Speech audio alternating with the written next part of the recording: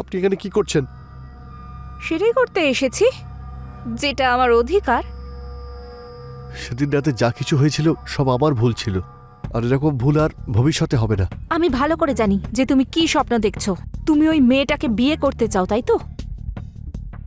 আমি সব দেখেছি, কিন্তু তোমার এই স্বপ্নটা কোনোদিনও পূরণ হবে না, কারণ আমি ওকে সবকিছু বলে দেব যে তুমি আমার সঙ্গে রাতে কি কি করো।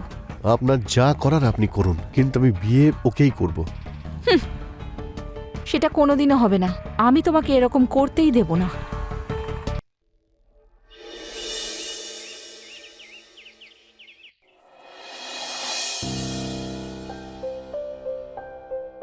হ্যালো। হ্যাঁ রে, কেমন আছিস? আমি ঠিক আছি, তুই বল। হ্যাঁ রে, আমিও খুব ভালো আছি। তুই জানিস এখানে সর্দারজির কাছে নতুন নতুন শাড়ি এসেছে, দারুণ দারুণ দেখতে, আর ডিসকাউন্টও চলছে রে। কি বলছিস রে? হ্যাঁ, যা গিয়ে তাড়াতাড়ি কিনে আন। আমিও জানিস তো কিনে এনেছি শাড়ি। জানিস ডিসকাউন্ট চলছিল বলে আমি একটার সঙ্গে আরেকটাও কিনেছি। ভালোই তো রে। তুই তো বেশ চালাক দেখছি। আরে 50%ই তো, কিন্তু বেস্ট কোয়ালিটি রে। 50% ডিসকাউন্ট? ইয়েস। ঠিক আছে, আমি আজকে সন্ধেবেলা কিনে আনবো। তুই একটা কাজ কর না, আমার বাড়িতে চলে আয়, কাল একসঙ্গে যাব, ঠিক আছে? ঠিক আছে, ওকে, সি ইউ। বাই। বাই।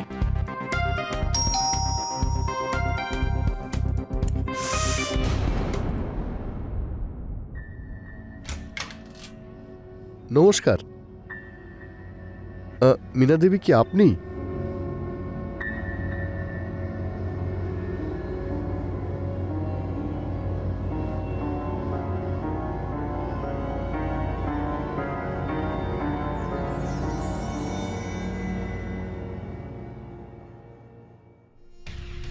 হ্যাঁ বলুন, কি দরকার আপনার? আমাকে গুপ্তাবাবু পাঠালেন, উনি বললেন আপনি নাকি ভাড়াটে খুঁজছেন, তো এখানে কি ঘর খালি আছে?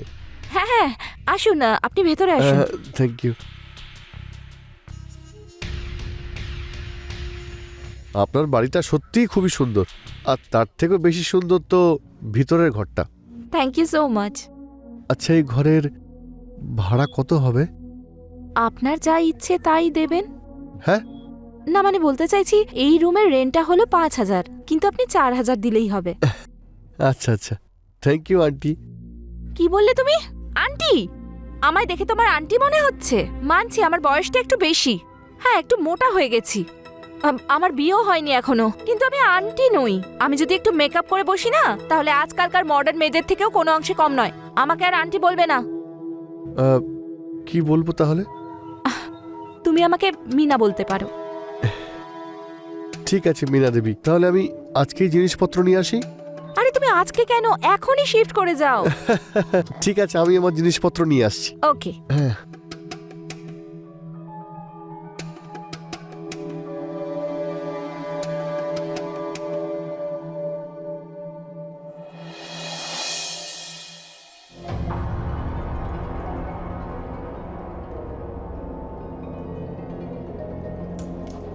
আরে মীনা দেবী, আপনি কখন এলেন? আরে সরি। আসলে আমি তোমার জন্য চা এনেছিলাম, ভাবলাম হয়তো টায়ার্ড আছো। থ্যাংক ইউ মীনা দেবী, আপনি আমার জন্য এত কিছু করছেন।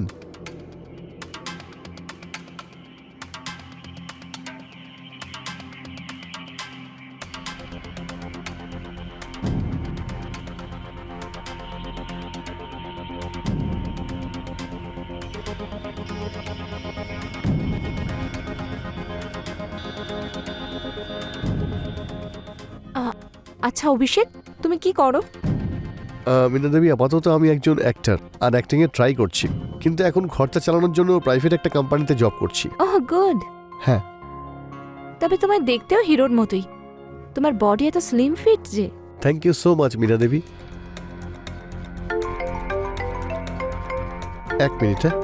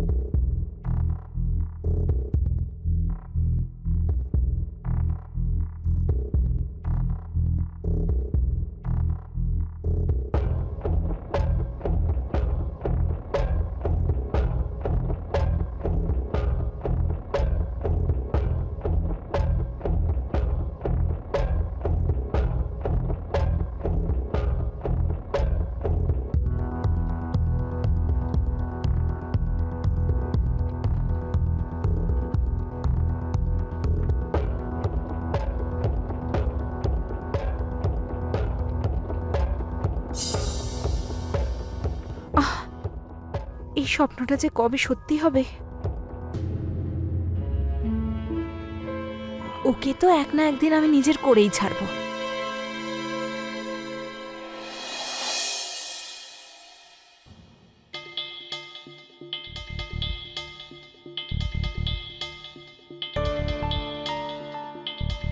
আরে তুমি এসে গেছো? কেন, কোনো কাজ আছে কি? হ্যাঁ, তোমার সঙ্গে আমার একটা খুব দরকার আছে। 1 মিনিট বসো না, বসো।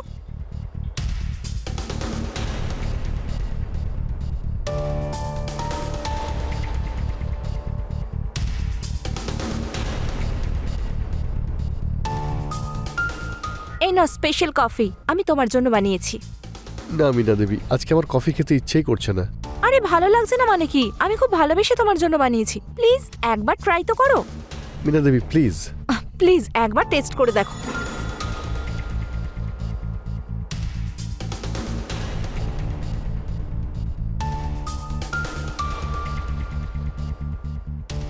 মীনা দেবী থাক, আমি খাবো না।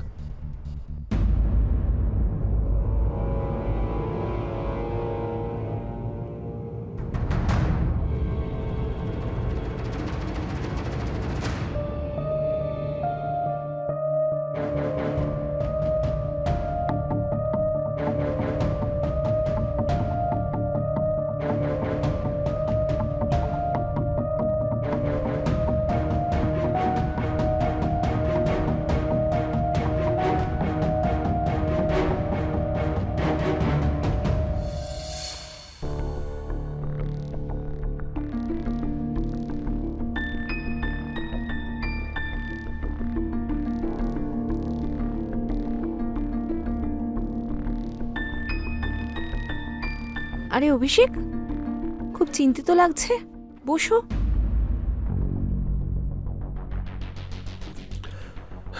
কিছু না, এমনি। কি বলবো? কি হয়েছে? অফিসে কিছু হয়েছে? না, অফিসে তো কিছু হয়নি, ব্যাস এই মাসে স্যালারি একটু লেট হবে, আর বস বলেছেন স্যালারি পেতে অন্তত 15 দিন লাগবে। আপনাকেও রেট দিতে হবে আর বাড়িতেও টাকা পাঠাতে হবে। কি যে করব আমি কিছুই বুঝতে পারছি না। আরে এই সামান্য ব্যাপার, এতে এত চিন্তা করার কি আছে? তুমি কোথাও পালিয়ে তো যাচ্ছ না, পরে দিয়ে দিও রেন্ট। আরে মীরা দেবী, ব্যাপারটা ঠিক তা নয়। তাও আরে তুমি টেনশন করো না, তুমি একটা কাজ করো, এই মাসের রেন্ট আর পরের মাসের রেন্ট একসঙ্গে দিয়ে দিও, পরের মাসেই। আরে না মীরা দেবী, এসব আপনি কি বলছেন? এই রেন্ট দিয়েই তো আপনার সংসার চলে না। হ্যাঁ সেটা ঠিকই বলেছো, কিন্তু তুমি আমায় একটা ফেভার করতে পারো। তোমার রেন্টও তাহলে আমার লাগবে না। বলুন মীনা দেবী, আমার পক্ষে যা সম্ভব আমি তো অবশ্যই করব।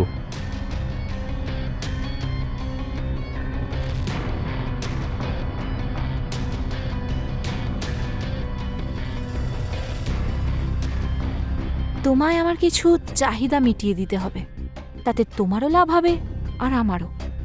মীনা দেবী, আমি কিছু বুঝতে পারলাম না।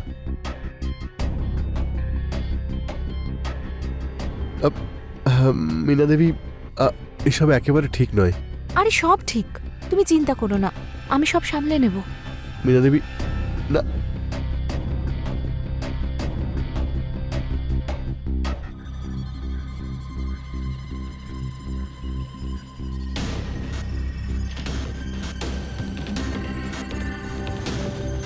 মীনা দেবী, এসব কিন্তু একদমই আর নয়।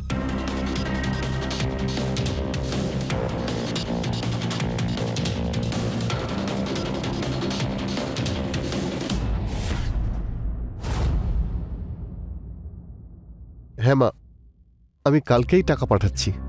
হ্যাঁ, কালকের মধ্যে কিছু না কিছু জোগাড় হয়ে যাবে। ঠিক আছে, তুমি নিজের খেয়াল রেখো। আরে আপনি, আপনার কিছু লাগবে? না, তোমার মার সঙ্গে কথা বলছিলে? হ্যাঁ, আমার মা খুবই অসুস্থ, আর যতটাই আয় করি সবটাই খরচ হসপিটালে চলে যায়। এখন এটাই বুঝতে পারছি না কি করে ওনাকে টাকা দেবো আর আপনার ভাড়া কি করে দেবো। তুমি সেটা নিয়ে একদম চিন্তা করো না, এক না একদিন এরকম সময় সবারই আসে। আমারও এসেছিল যেদিন আমার স্বামীর ডেথ হয়েছিল। আমি খুব একা হয়ে গেছিলাম, কিন্তু আমি নিজেকে সামলেছি। আপনি চিন্তা করবেন না মীনা দেবী, আমি 2-4 দিনের মধ্যে অ্যারেঞ্জ করে আপনাকে ভাড়া দিয়ে দেবো। আরে না না, তুমি সেটা নিয়ে চিন্তা করো না। তুমি শুধু তোমার মায়ের চিকিৎসার জন্য টাকা পাঠিয়ে দাও। রেন্টটা এখন থাক। অভিষেক, তুমি খুব ভালো। তোমার কারোর ভালোবাসার প্রয়োজন নেই, কিন্তু তবুও আমি তোমাকে খুব ভালোবাসি। মীনা দেবী, আমরা দুজন একে অপরের চাহিদা মেটাতে পারি অভিষেক। মীনা দেবী, আপনি এসব কি করছেন? অভিষেক, কিচ্ছু ভুল করছি না, বোঝো।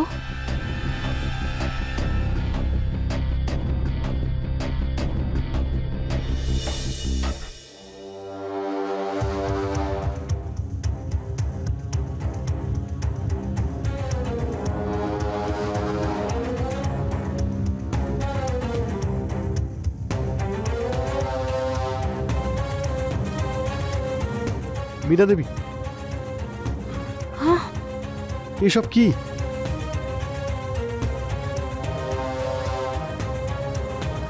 কাল রাতে যা ঘটেছে সেটা ভুলে গেলে নাকি? কাল রাতের ঘটনার কাছে তো এটা কিছুই না। আমি ভুল করে ফেলেছি।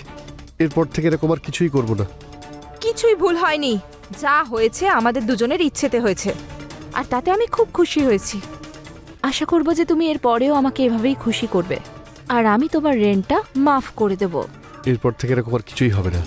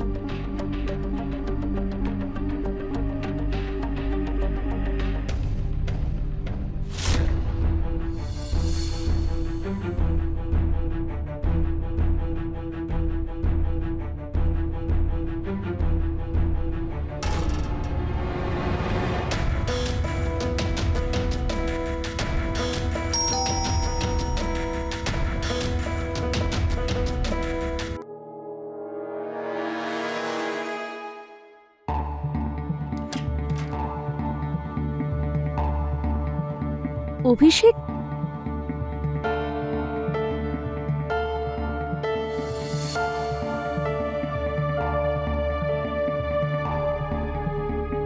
Yes. Hi sir, I am Rosie, আপনার new intern. Oh yes yes, come কাম।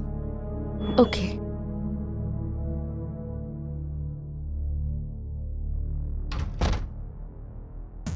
বসুন প্লিজ।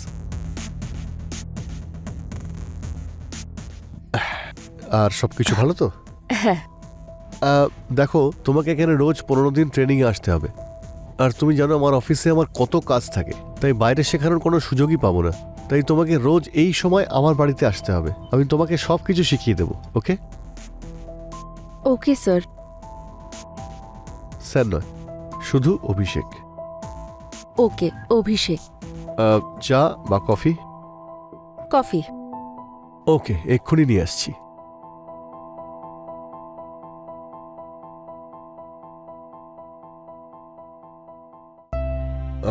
তোমার coffee. Thank you so much.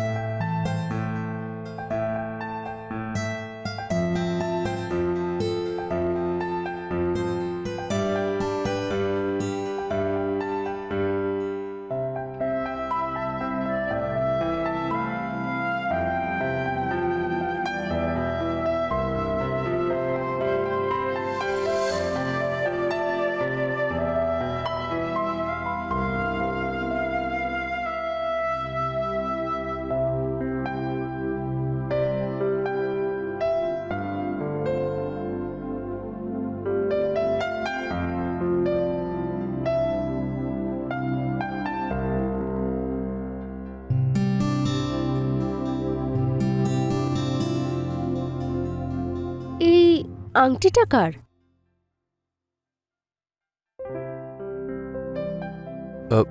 রোজি, হুম। আমি অনেকদিন থেকে তোমায় একটা কথা বলতে চাই, তবে তুমি যদি পারমিশন দাও তো আমি কি বলতে পারি? অফকোর্স, বলো। Rosie, hmm. You marry me? Mary?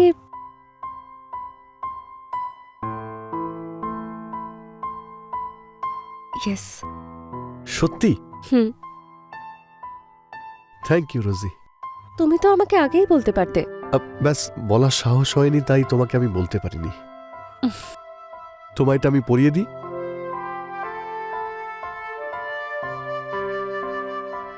Thank you. অভিষেক, এটা তুমি আমার সঙ্গে ভালো করলে না। তোমাকে এর ফল ভোগ করতেই হবে।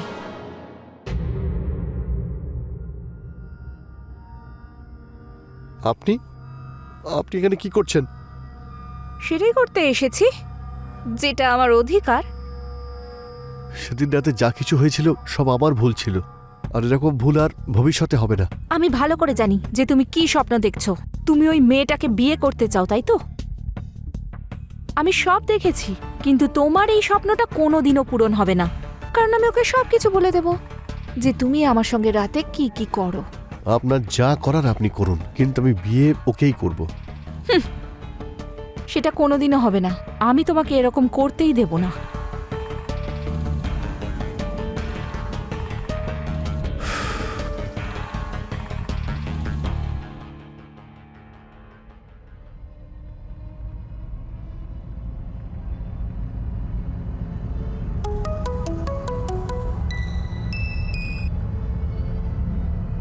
হ্যালো। তুমি রোজই বলছো তো? হ্যাঁ, আপনি কে? সেসব ছাড়ো, আর আমার কথা মন দিয়ে শোনো।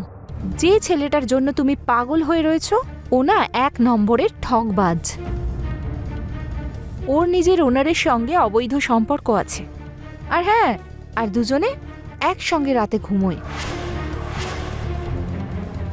তাই যে কোনো সিদ্ধান্ত নেওয়ার আগে একবার ভালো করে ভেবে নিও, ঠিক আছে?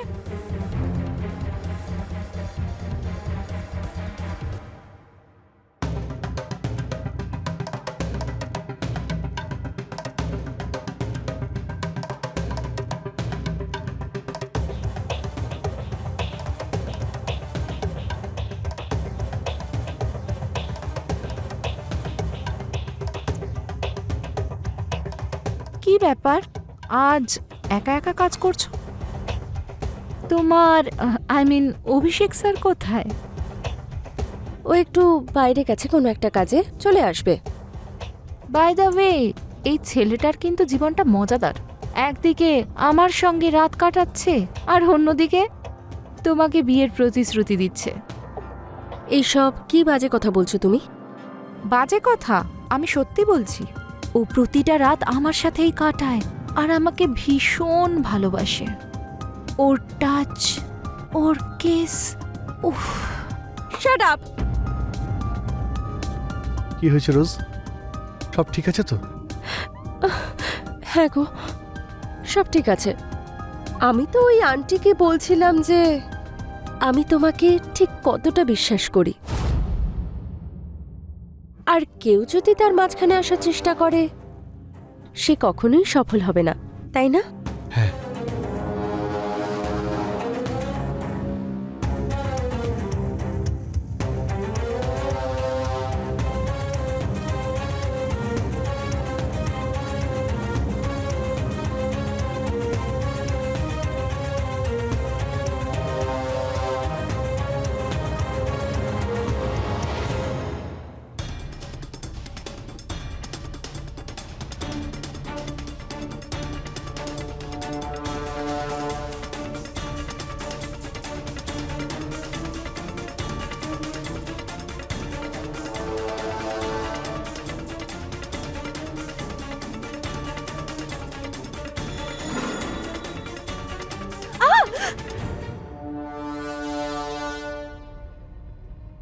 আমি আগেই ভেবেছিলাম তুমি এরকম কিছু একটা করবে, তাই আমি পুলিশকে ডেকে এনেছি।